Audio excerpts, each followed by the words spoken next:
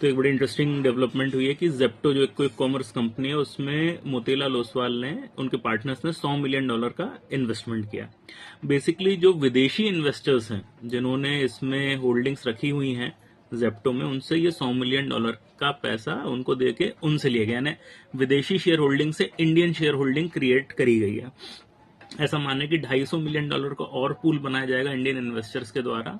Hero है उसमें, और ये रामदेव अग्रवाल जी और मोतीलाल ओसवाल वगैरह हैं, और $250 मिलियन का और माल विदेशी इन्वेस्टर से खरीदा जाएगा, क्योंकि जेप्टो भी आईपीओ बाउंड है, कुछ टाइम में आईपीओ आने वाला, और उससे पहले वो इंडियन शेयर होल्डिंग अपना बढ़ाना चाह रहे हैं। यहाँ तक कि जो उनका हेडक्वार्टर था सिंगापुर था शायद उनका, उन्होंने उससे बैंगलोर शिफ्ट भी कर लिया। अब ऐसा क्यों किया जा रहा है? देखिए, इशू ये है कि भारत में जब कोई विदेशी कंपनी निवेश करती है, एफडीआई, एफआईआई वगैरह, उसके बहुत सारे नियम है।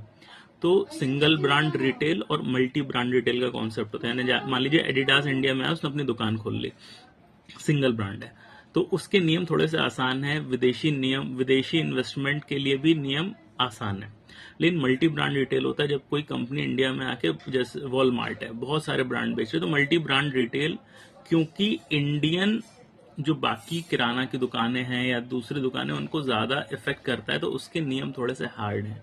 अब इशू ये आ रहा है कि जो क्विक कॉमर्स कंपनीज है, ब्लिंकिट है, जेप्टो है, इन सब में विदेशी फंडिंग्स बहुत ज्यादा हैं, लेकिन इन पे, और इनका बेसिकली मॉडल भी इन्वेंट्री वाले कई जगहों पे कि वो माल खरीद के अलग अलग प्रकार का बेच रहे हैं।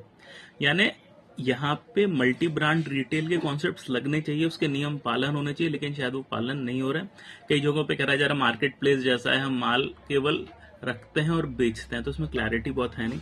तो क्योंकि आने वाले टाइम में स्क्रूटनी बढ़ेगी कि भैया क्विक कॉमर्स को क्यों ना, जो विदेशी फंडेड है उसको क्यों ना मल्टी ब्रांड रिटेल की तरह ट्रीट किया जाए, अगर उसमें इतना ज्यादा पैसा है, विदेशी फंडिंग है, एफडीआई है, तो शायद उससे बचने के लिए जेप्टो ने ये नियम उठाए, नया ये किया है।